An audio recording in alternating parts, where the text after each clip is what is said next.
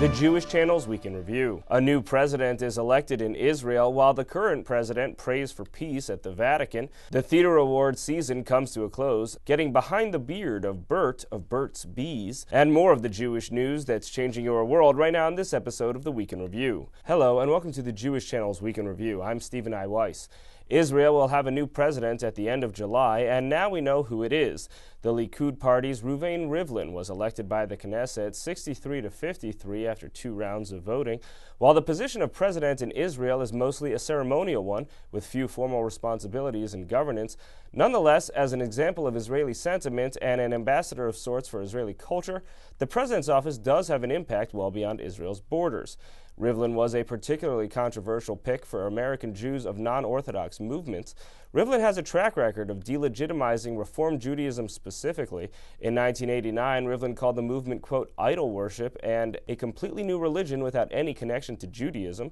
And when running for president in 2007, he did not answer clearly whether he'd be willing to address a Reform rabbi with the title of rabbi if he were to be elected president. Rivlin has changed his tone somewhat in the intervening 7 years, but again would not answer that question directly when asked it by the Jerusalem Post last week. I respect a person chosen to lead his or her community, and God forbid I invalidate him because he is from one stream or another, he responded, adding, the president's office represents all streams and denominations in society. The job of the president is to bridge conflicts, not create conflicts. And while the president usually has little, if any, role in determining the Israeli course on the Israeli-Palestinian conflict, Rivlin has explicitly stated his opposition to a two-state solution, saying he'd want Israel to fully annex the West Bank and grant citizenship to Palestinians. In this sense, Rivlin has rhetorically placed himself to the right of Israeli Prime Minister Benjamin Netanyahu, and it's precisely on that point that one of the few official responsibilities of the president's office could play a role. After an election, the president does assign the responsibility of forming a government to a specific party. While that has often been the party that got the most votes, Rivlin has hinted that he'd have other priorities in mind in a future election. And in a great example of the public role of the Israeli president, one of the last major acts of the current Israeli president, Shimon Peres, came this past week in a peace prayer initiative with Palestinian Authority President Mahmoud Abbas, organized by Pope Francis at the Vatican. The peace prayer came at the Pope's suggestion after his recent visit to Israel and Palestine. The three planted a tree together in the Vatican gardens and spoke of their hopes for peace. And on the topic of peace within Palestinian governance, a unity deal between Hamas and Fatah has been reached, promising a new government within 5 weeks and new elections within the next 7 months. Fatah, the party led by Abbas, has controlled both the Palestinian Authority and the Palestine Liberation Organization without Hamas support since 2007.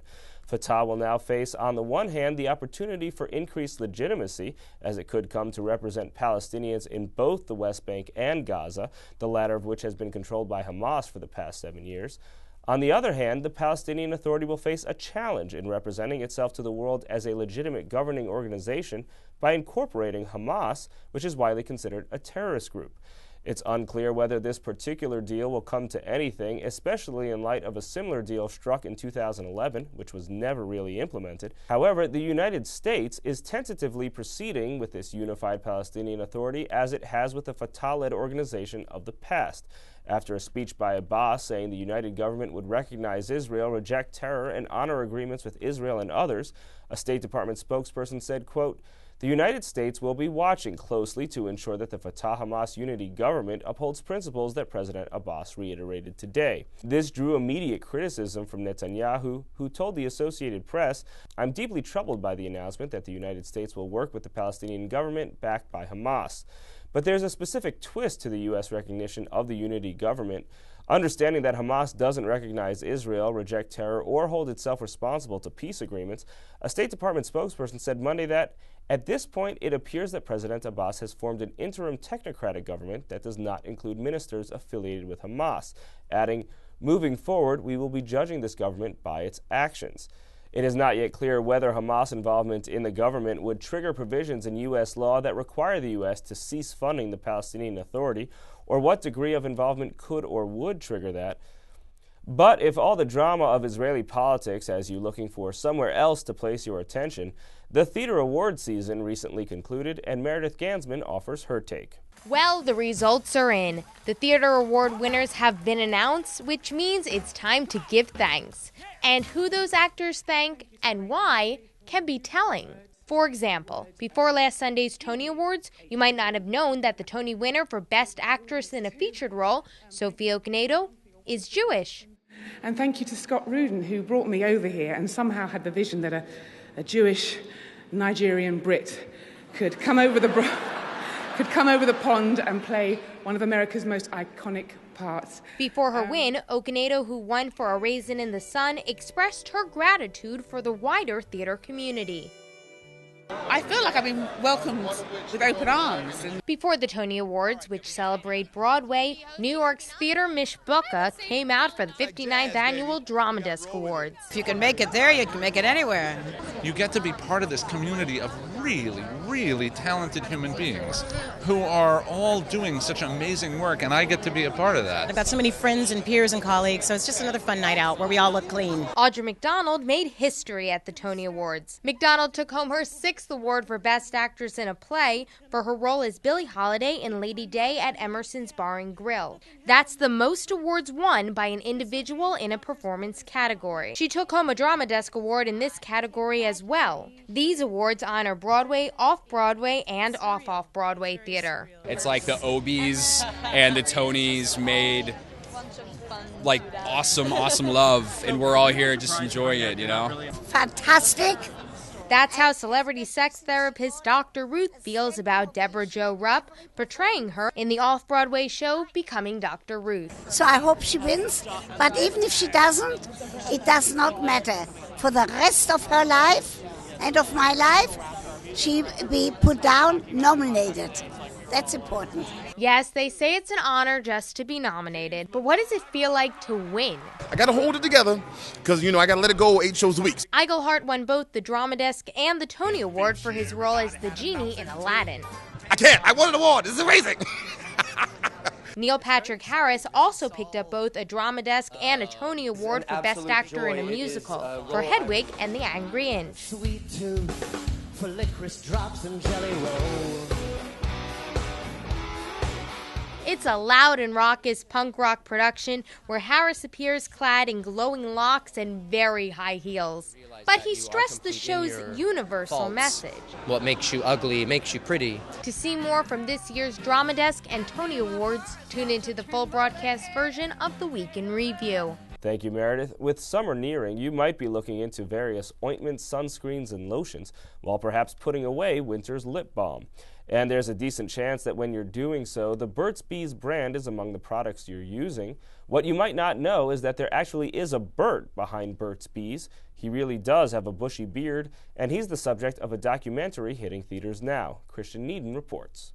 Manhattan's Crosby Street Hotel was buzzing with excitement for the New York premiere of a documentary about the man responsible for America's most well-known bee-related skin products, Berts Buzz. Jewish beekeeper Burt Shavitz rarely travels from his home in Maine to the city where he once made a career as a photographer in the 1960s before co-founding Berts Buzz in 1984.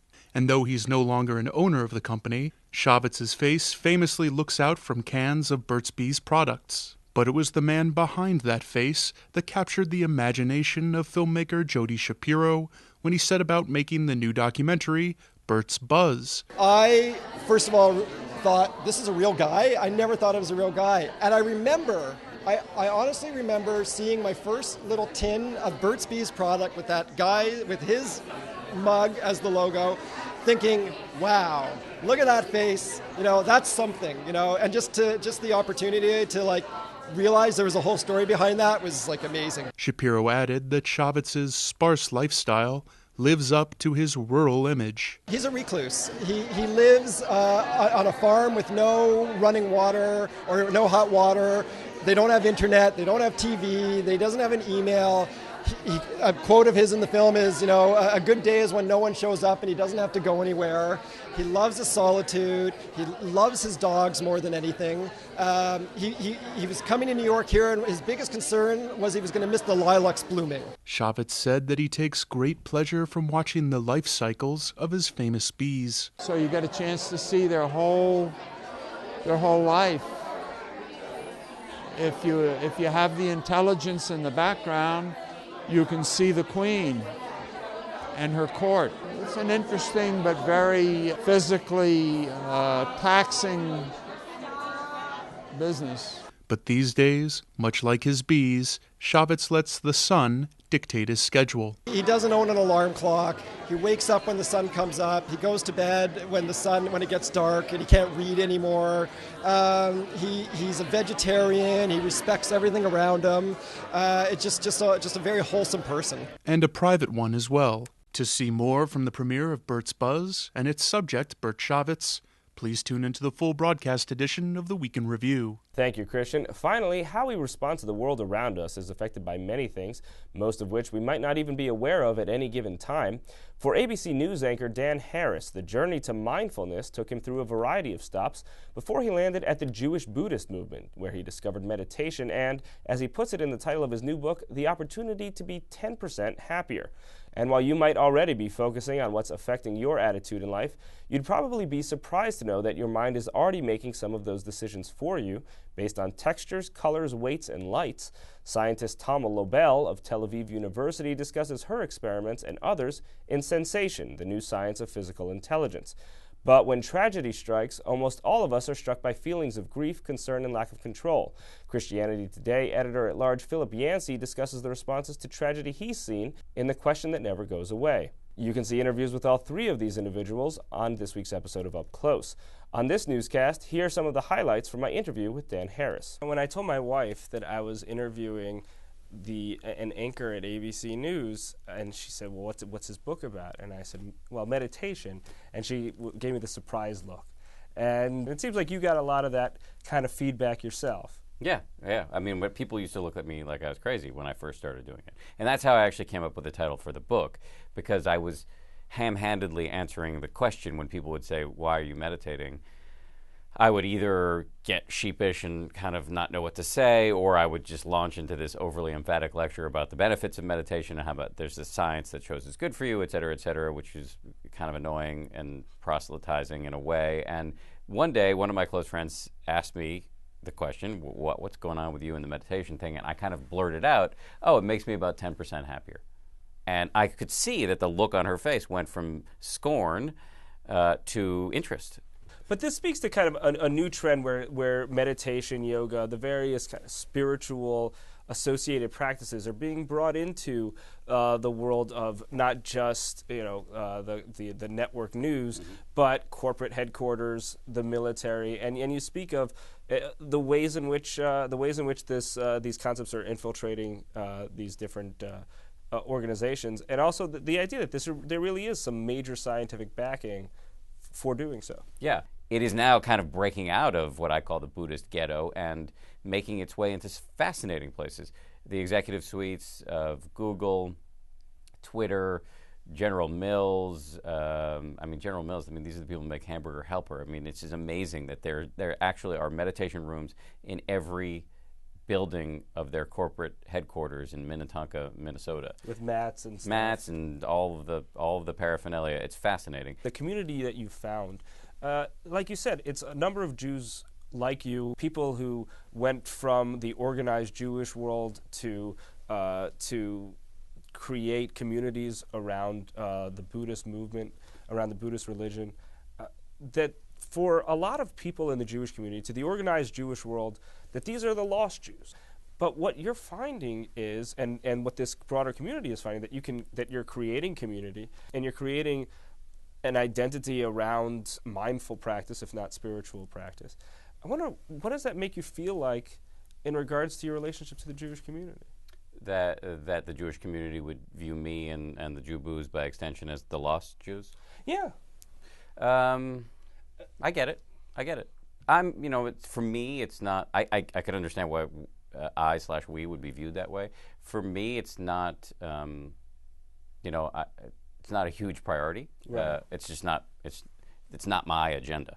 I understand why I'd be viewed that way, but it's not, for me, my agenda is to say to people, look, here's this practice. It can coexist with whatever your beliefs are. In fact, I've been on meditation retreats with rabbis and have friends who I've actually quite a close friend who's a rabbi who also writes books about meditation. So I actually think these things can coexist quite nicely. You can see the full episode of Up Close on the Jewish Channel on cable. You can also listen to the full audio of Up Close as a podcast available on iTunes or in your favorite podcast player.